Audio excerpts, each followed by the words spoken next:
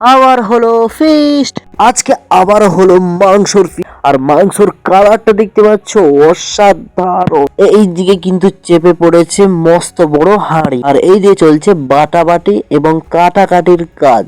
আজকে জমিয়ে ফিস্টি হবে, আর রান্নাটা করবে এই পূজারি। তাই আমিও চলে এলাম এই দোকানটা। এই দোকান থেকে নিয়ে নিলাম একটা গরম মশলার প্যাকেট, আর এসে দেখি এখানে কাটাকাটির কাজ শেষ হয়ে গেছে। কি কি আছে একটু বলে দেয়। মাংস, এখানে আদা রসুন, আর এখানে আলু। রাতের ফিস্টি বলে কথা, তাই আমি আর পূজারি মিলে একটু গাছ। আর এই দিকে দেখতে পাচ্ছি একটা কাকু পিসে কাটিং করছে খুব সুন্দর ভাবে কাঁচি দিয়ে। আমাদের কারখানাটা প্রায় অনেকটাই বড়, অনেকটা এরিয়া জুড়ে রয়েছে। আর এই দিয়ে দেখতে পাচ্ছ পূজারির আলু ভাজা কিন্তু কমপ্লিট। এইবারে তো আসল কাজ শুরু হবে, খেলা হবে।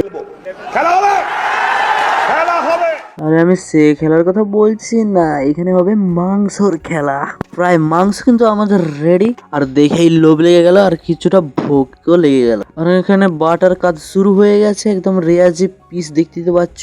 আজ কিন্তু ভাতটা খেলাম না, আজ খেলাম মুড়ি দিয়ে। আজ কিন্তু মুড়ি দিয়েই মাংসটাকে সাঁটাবো।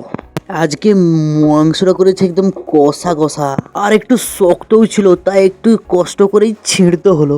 দেখি এইবারে আমার পার্টনার ছিঁড়তে পারে কিনা। ছিঁড়তে গিয়ে হালত তো একবার খারাপ হয়ে গেছে, মনে হয় দাঁত ফাত ভেঙে যাবে।